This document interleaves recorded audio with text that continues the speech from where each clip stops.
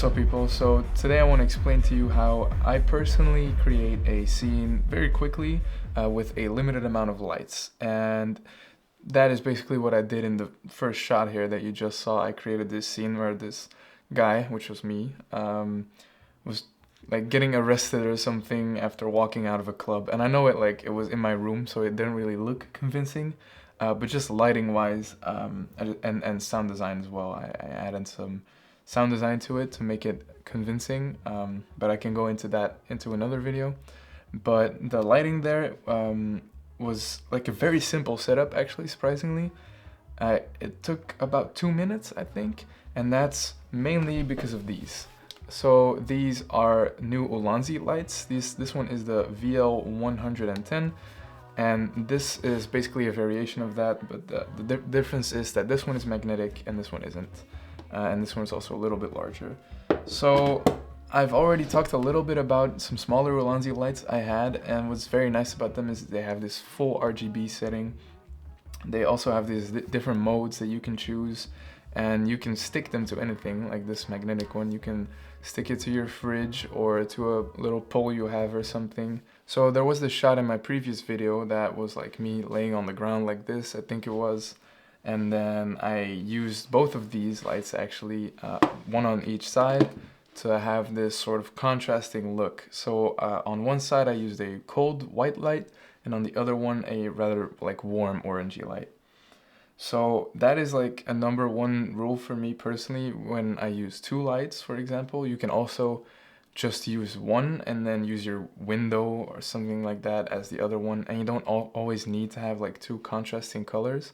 But I find that more often than not, for me personally, it adds a lot to have two contrasting colors. So yeah, how I did that basically is I just turned this on, and it's on cop car mode actually right now for the shot I made in the beginning of this video. So it has a lot of effects on there, but then you can put it to a very like bright orangey one, and then this one can go to a colder light, because you can change the color temperature completely. There you go. So make this one and then put it on the other side. So it's very extreme example, of course, but as you can see, there's like a contrast going on right now, which looks pretty cool to me. Of course, it's not as good as in the shot I was talking about, but that's because this is a very temporary setup. And then something else I actually pay attention to while creating shots like these is that I have a source for my light. So for example, the colder light, I kind of tried to make it look like that was coming from my phone, so that would make a little more sense. And then the orange light, I tried to have it look like it was coming from that little lamp I put there. Now you don't always need to do this, but I find for like more realistic videography, this makes more sense. And you can also, for example, like if I have an orange light on my face right now, in the background I would have like an orange lamp right there, and then it would make sense on camera. I know it wouldn't in actuality, but when you look at it, that actually is convincing. So that's a little trick that, yeah, many people actually use, and I use it for these type of shots very often.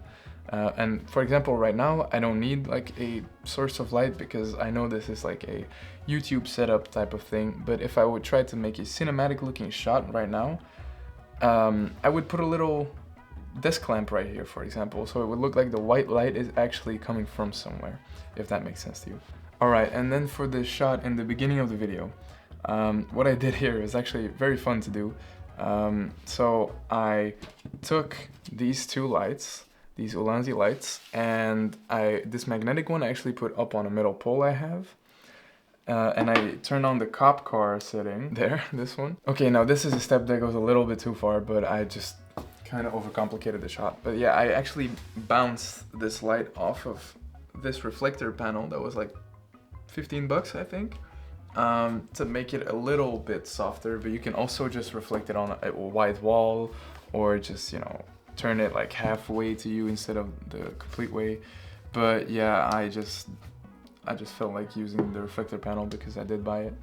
And then this light, I tried to make it look like it was coming from the light I had in the corner on top of my little shelf there. So I set the color temperature to a